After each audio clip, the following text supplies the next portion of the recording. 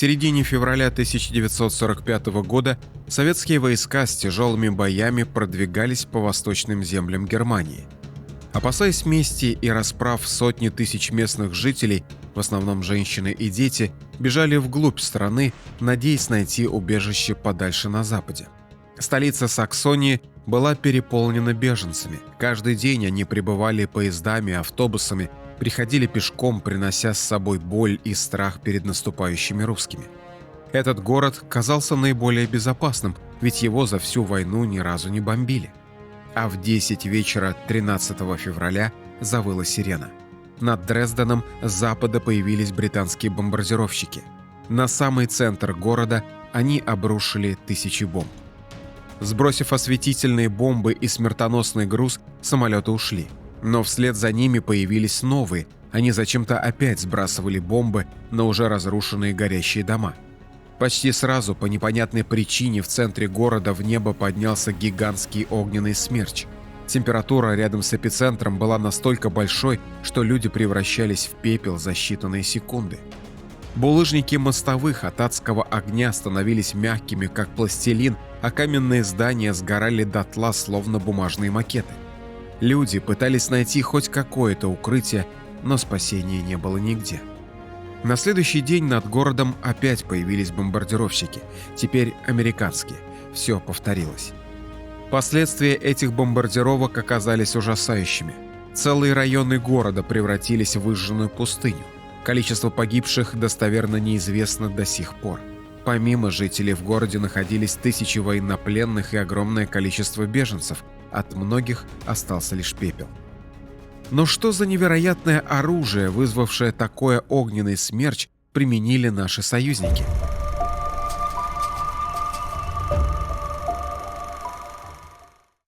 Английские военные стратеги решили применить особую методику бомбометания, которая заключалась в следующем. Первая волна самолетов сбрасывает фугасные бомбы, которые проламывают крыши, перекрытия домов, а затем вторая волна самолетов засыпает все это зажигательными бомбами. Таким образом, многоэтажные дома с проломленными перекрытиями превращаются в вытяжные трубы, которые раскаляют воздух в эпицентре, откуда вырывается огненный торнадо. Первые широкомасштабные испытания методики огненного шторма прошли во время бомбардировки немецкого города Гамбург ночью 23 июля 1943 года. Тогда британские самолеты сбросили на город тонны фугасных и зажигательных бомб, которые подняли гигантский огненный вихрь. Полностью выгорело около 20 квадратных километров города. По самым скромным подсчетам, тогда погибло около 40 тысяч человек. Уничтожение Гамбурга британцы считали акцией, оправданной с военной точки зрения. Именно здесь находилось несколько крупных верфей, где производилась главная ударная сила немецкого флота – подводные лодки. Для защиты от налетов в Гамбурге имелись многочисленные бункеры, бомбоубежища, а также уникальные зенитные башни. Однако ничего из этого не помогло, когда мощный бомбовый удар вызвал огненный смерч. Люди просто сгорали заживо в бомбоубежищах. Но зачем союзникам потребовалось уничтожать Дрезден? В Дрездене были немногочисленные военные части, однако удивительное дело, авиация союзников не проявила к ним особого интереса.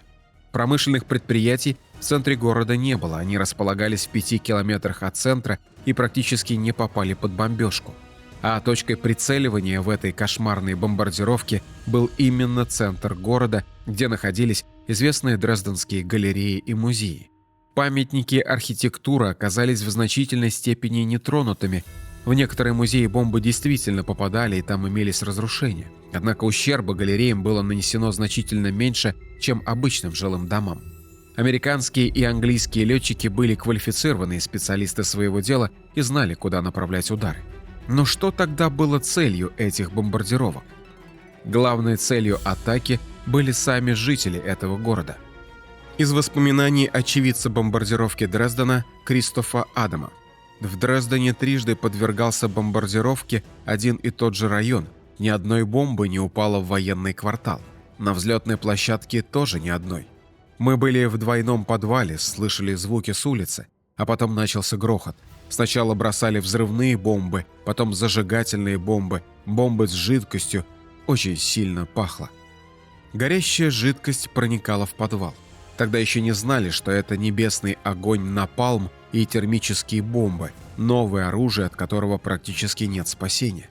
Благодаря этому новому оружию многоквартирные дома горели как свечки и рушились. Люди старались убежать подальше от этого огненного камнепада, укрыться там, где нет зданий, в городском парке на берегу Эльбы, но и там люди недолго чувствовали себя в безопасности. Из воспоминаний дрезденца Дитера Лемона. Но в ту же ночь последовала вторая волна бомбардировщиков.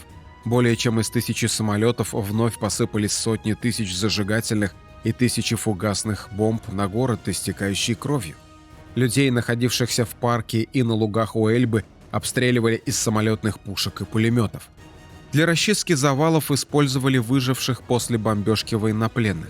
Среди них был и американский писатель Курт Вонингут. Из автобиографического романа Курта Вонингута «Бойня номер 5» или «Крестовый поход детей». Старший сказал, что надо расширить проход в настиле и спустить вниз лестницу, чтобы можно было вынести тела. Так была заложена первая шахта по добыче трупов в Дрездене.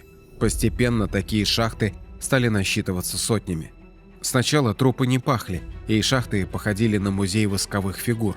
Но потом трупы стали загнивать, расползаться, и вонь походила на запах роз и горчичного газа. После жуткой бомбардировки Дрездена один из главных организаторов этой операции, Артур Харрис, бодро отрапортовал британскому премьер-министру, что цель операции достигнута.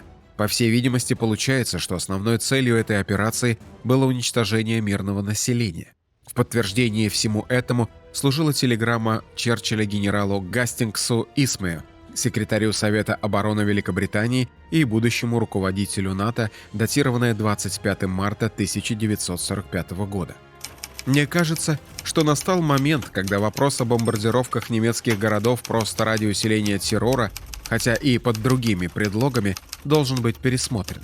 В противном случае мы получим контроль над совершенно разрушенной землей. Например, мы не сможем вывести материалы для жилья из Германии для собственных нужд. Вот и ответ на поставленный вопрос. Дрезден бомбили ради усиления террора. А главная цель террора – запугать. Только непонятно, зачем наводить ужас на Германию, которая и так наладан дышит. Германия действительно вздрогнула. По немецкому радио только и говорили об этой жуткой бомбардировке. Главный идеолог Рейха Геббельс называл чудовищное число погибших 200 тысяч человек. Однако Германия не капитулировала. Немцы начали еще отчаяннее сопротивляться, причем на Восточном фронте. Да, бомбардировка Дрездена была прежде всего акцией устрашения. Но запугать собирались не немецкий народ, не лидеров Третьего Рейха.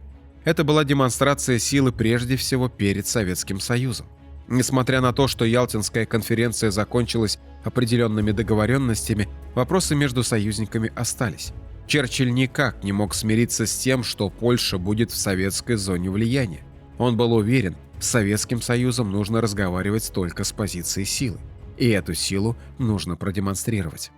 8 мая 1945 года советские войска вместе со второй армией войска польского полностью завладели Дрезденом. Тогда и выяснились настоящие масштабы катастрофы. Город был уничтожен. Целые кварталы были сметены с лица земли. Из тех, кто оказался в центре этого огненного ада, выжили лишь единицы. Однако оказались нетронутыми казармы, заводы, железнодорожные пути. Именно Дрезденский железнодорожный узел фигурировал в английском секретном плане «Немыслимое», который предусматривал превентивный удар по СССР. Именно через Дрезден на территорию СССР должны были быть направлены армии бывших немецких военнопленных, которые согласились бы сражаться под руководством американцев и англичан. К счастью для всего человечества, план «Немыслимое» так и остался на бумаге. Третья мировая не случилась, ее заменила холодная война. При создании блока НАТО Советский Союз напомнил немцам о судьбе Дрездена, что бомбили его как раз организаторы НАТО. Однако ЦРУ решила возложить вину на эту варварскую бессмысленную бойню на СССР. Но ни ЦРУ, ни британской разведке этого сделать не удалось. Для самих же дрезденцев все было ясно изначально. Англичане и американцы разрушили их город, а СССР, наоборот, его восстанавливал. Многие из них считают, что если у этой трагедии и есть хоть какой-нибудь смысл, то только один. Дрезден должен служить примером и предостеречь человечество от новой, бессмысленной и ужасной войны. Ставьте лайк, подписывайтесь на канал и оставляйте свои комментарии. До новых встреч!